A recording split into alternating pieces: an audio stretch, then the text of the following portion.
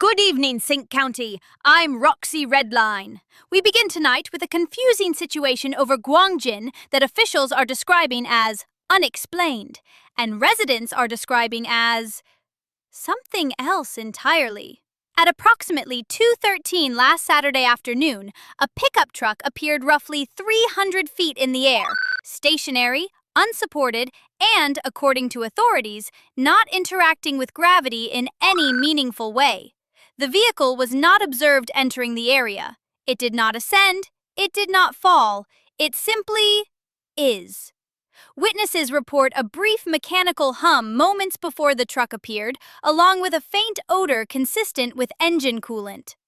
Local resident Willadine Gruff gave us her account. I was sitting on my porch shucking some corn, and I heard this sound and said that'll be Pawpaw in that old farm truck. Then I remembered Pawpaw died in '97, and just as I had looked up to see what it was, I saw it just hanging there in the sky. Within minutes, crowds began gathering beneath the vehicle, with some individuals leaving items on the ground directly below it. Those items include traffic cones, jerry cans, and containers of coolant. If that sounds familiar, it should. Officials have acknowledged similarities to last year's Atlas tree incident, in which two full-sized Atlas tanker trucks appeared embedded in separate trees under similarly unexplained circumstances, before disappearing without warning months later. At this time, authorities are not confirming a connection between the two events. They are also not denying one. A perimeter has been established beneath the vehicle, and residents are being advised to avoid the area. Law enforcement has also issued a reminder that attempting to throw objects at the truck is both ineffective and still considered littering. As of now, the vehicle remains in place. We will continue to monitor this situation closely. Up next, we're excited to present a new automotive review segment called Test Drive, with SNN's newest recruit, Paul Apex. SCM has always believed in doing things their own way. When competitors zig, SCM acknowledges the zig, documents it thoroughly, and then proceeds to do something unrelated. That philosophy reaches its most confident form yet with the all-new Motortown, SCM's entry into the crossover SUV segment, arriving just in time to study what everyone else did 15 years ago.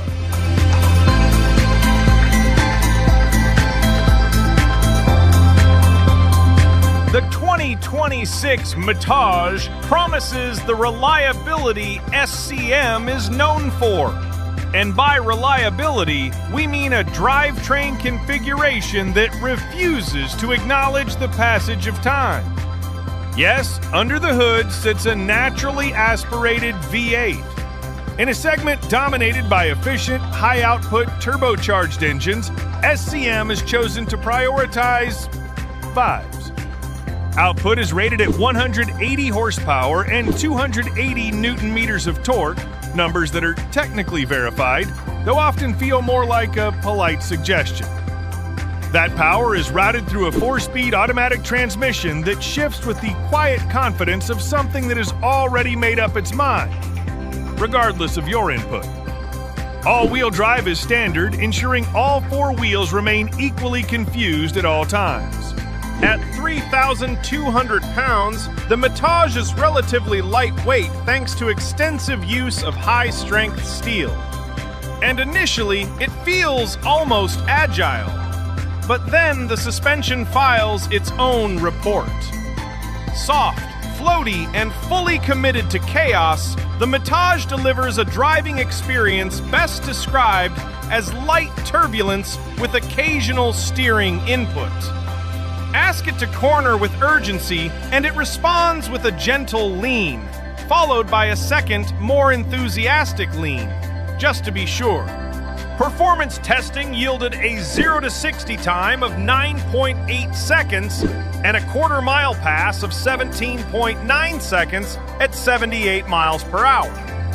We're not saying it's slow, but we were able to schedule, attend, and debrief a meeting during the run. Through the slalom course, the Motortown delivered what can only be described as a multi-phase experience. Initial turn-in is followed by body roll, followed by additional body roll, followed by a brief moment of self-reflection. At moderate speeds, the vehicle leans with such enthusiasm that we began to question whether it was still technically upright. To its credit, the stability control system works tirelessly to maintain composure, intervening just before the situation qualifies as a formal incident. Off-road, however, the matage begins to make sense. SCM's all-wheel drive system performs admirably on loose terrain, delivering stable launches and predictable traction on inclines. Here, the suspension's bouncy nature feels less like a flaw and more like an intentional warning system. Push it hard enough, though, and the matage will bottom out over larger obstacles, reminding you that while it can go anywhere, it would prefer not to.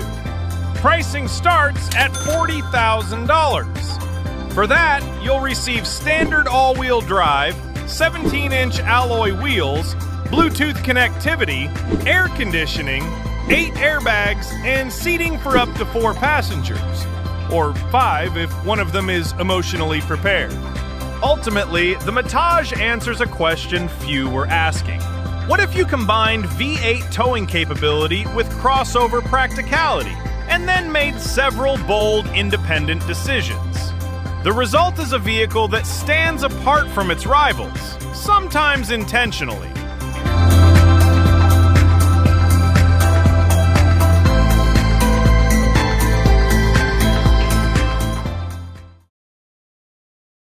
Welcome back. This past Wednesday marked the 114th anniversary of the sinking of the Titanic.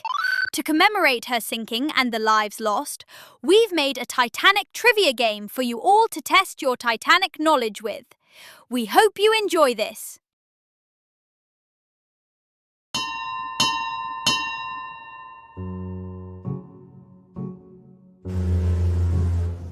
When Titanic was built in the early 1900s, she was given 4 funnels, in line with the design trends of the day.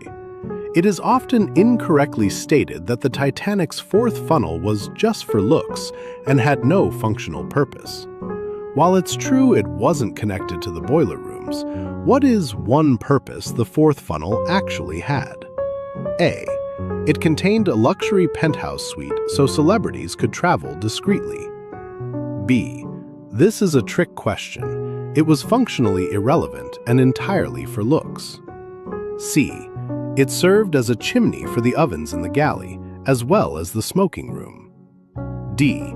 It contained a rainwater collection device to provide fresh water to passengers. The answer is C.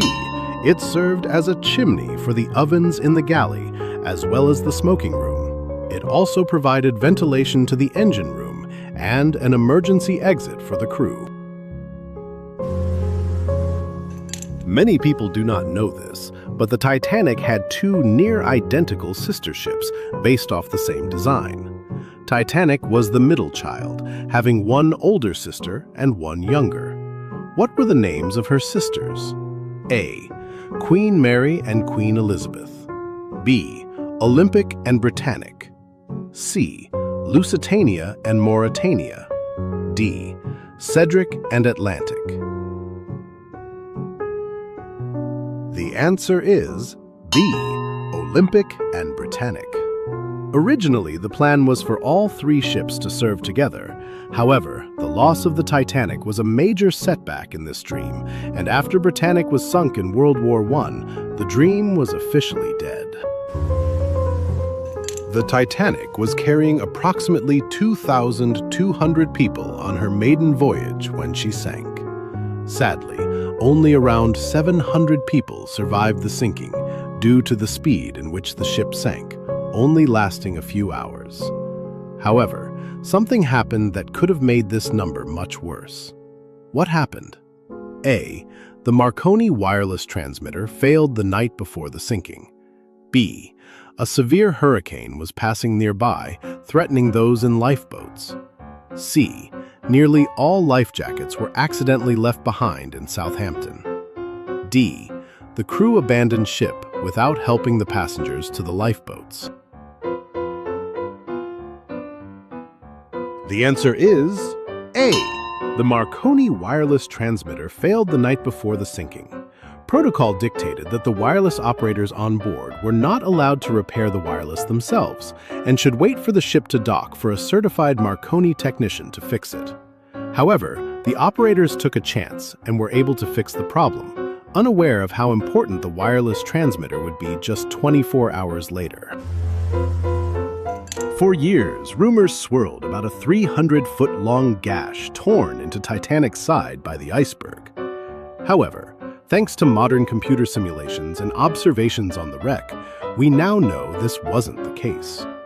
The iceberg bumped along her side, popping the heads off rivets and allowing the steel plates to bend and separate. If we were to combine all of these areas of separation, what would the approximate square footage of the whole be? A. 300 square feet. B. 12 square feet. C. 90 square feet. D. 1,912 square feet. The answer is B. 12 square feet. The damage was comprised of several splits over about 300 feet of Titanic's hull. This allowed water to flood 6 of Titanic's 16 watertight compartments, 2 more than the 4 she could stay afloat with flooded. If all 12 square feet of damage occurred in one compartment, or even 4, Titanic would have survived.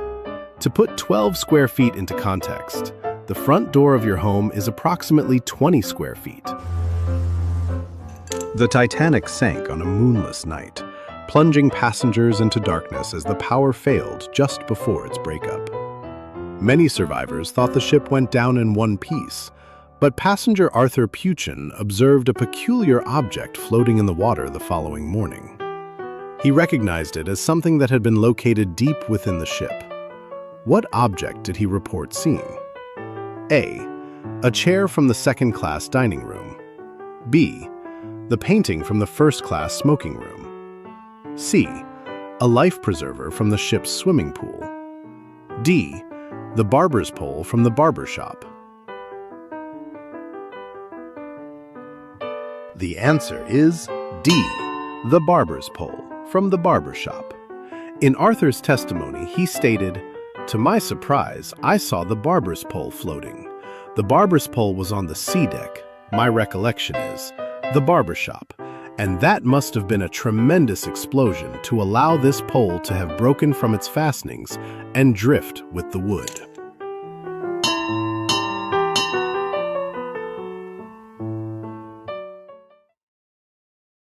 Welcome back. Let's go through the event winners for the last couple of weeks.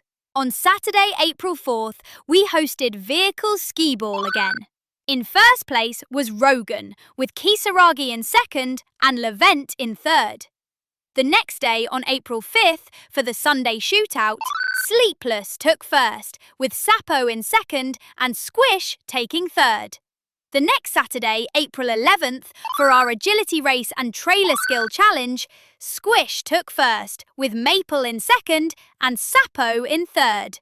The results from the Sunday shootout on April 12th aren't available, seeing as it appears no one actually kept track. This Saturday, join us for a Tron-themed elimination bracket race on the new coastal road near Ara.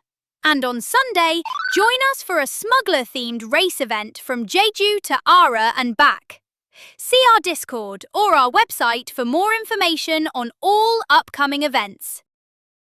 Thanks for tuning in to this week's broadcast. Remember to submit your stories and ideas on our Discord. Have a good weekend!